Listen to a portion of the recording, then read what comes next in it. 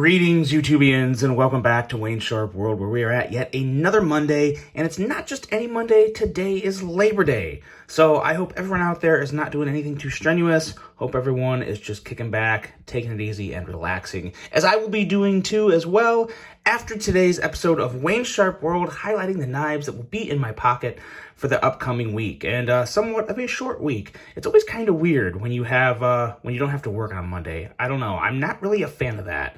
I wish they would move Labor Day to like the first Friday of every month, because you have Monday off, and I feel like the rest of the week is just kind of screwed up a little. It just feels a little off. So, oh well, whatever. Can't argue with a day off to relax. So let's get into it.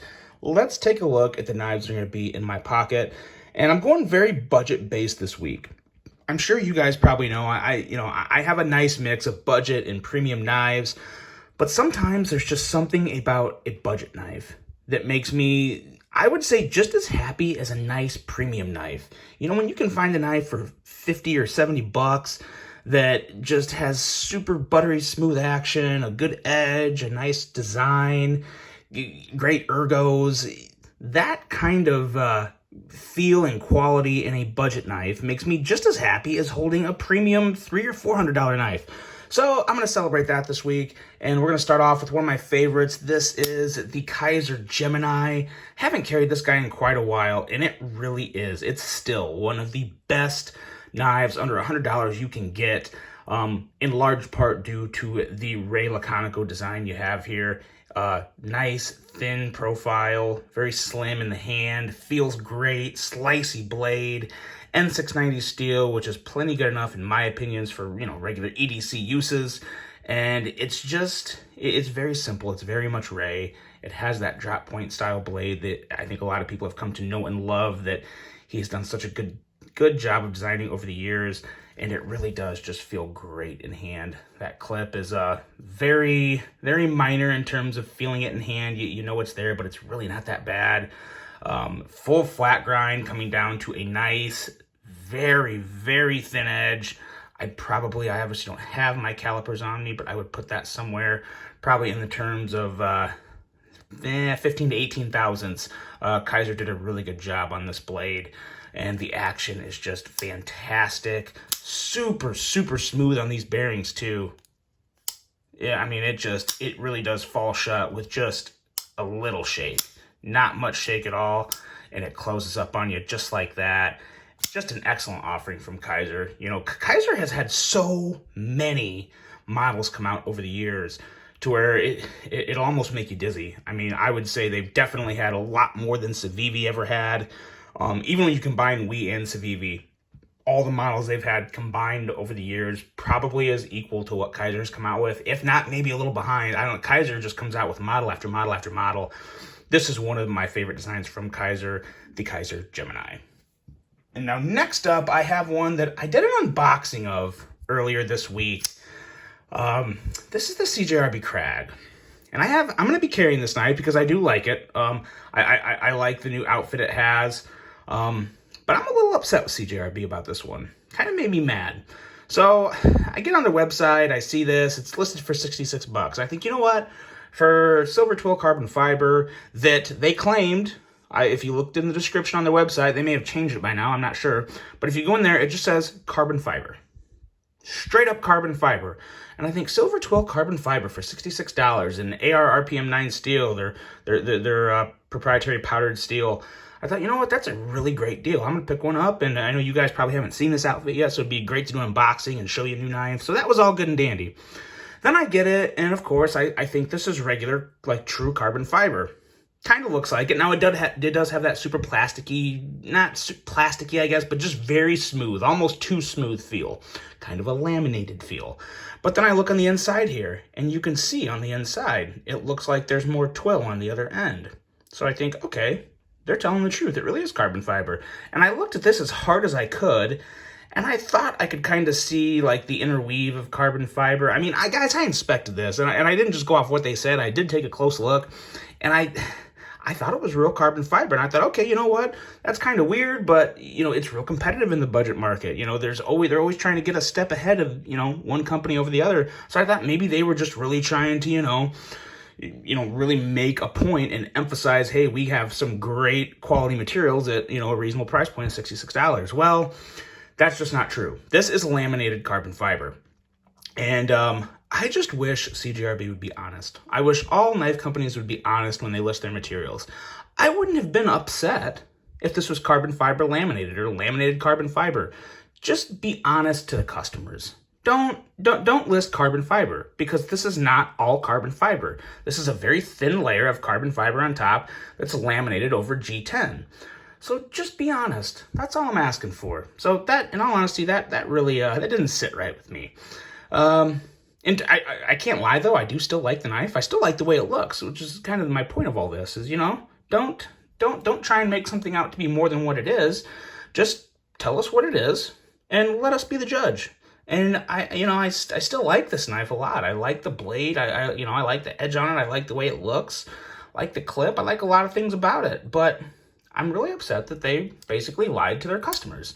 So I'm going to keep that in my back pocket and remember that moving forward. I hope they don't continue to do that. I hope next time they use laminated carbon fiber, they list laminated carbon fiber and not just carbon fiber. So I had to get that in there and make that point because I didn't think that was right. CJRB, please make note. Don't do that again. A lot of us like you. Don't give us a reason not to. That's the CJRB Krag. Next up, I have two Civivis, and I'm bringing these guys out here together because you can anticipate a battle of the blades coming between these two. It just has to happen. This is the Civivi Lazar. I just reviewed this recently. It's kind of Elijah Isham's answer to everyone wanting a bigger McKenna. Obviously not a McKenna, but a longer blade, which I think is what everyone wanted. Something in that, 3.2 to 3.4 inch. This is coming in at right like 3.25 or 3.3 inches. So really, really attractive design from Elijah. It has those Isham ergos that it wraps in your hand and just sits there great. The blade is what I'm still trying to figure out just how much I really like it. Now, I don't hate it. We'll get that out of the way right now. Definitely like this blade, just not sure if I love it in terms of EDC use. I'm wondering if something like this Civivi Imperium right here may make a little more sense in terms of tip functionality and just how useful it would be in EDC atmosphere. But we'll find out. I'm going to be carrying these guys together, using them just a couple days, run them through some scores, and kind of see which one I prefer. But I've got to say, this, right off the bat, they're both smooth. They're both fidgety, even though one has more deployment options than the other. They feel somewhat similar in hand. This is going to be a very close matchup. Very close matchup, especially when you're combining two Civivis, because they almost cancel each other out in the quality category, because obviously not a lot of quality issues with Civivis.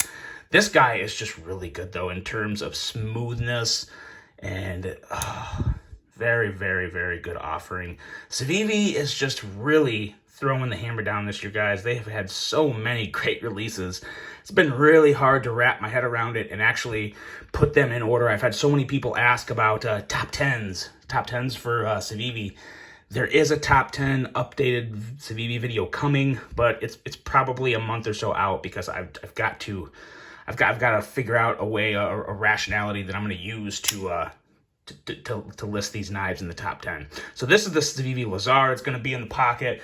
And then I'm going to hit a little more on the Imperium just now, because it has such a slicey blade, such a beautiful blade, a nice slender blade, and it just feels great in hand. I did have two of these. I had the Shred Carbon Fiber along with this G10.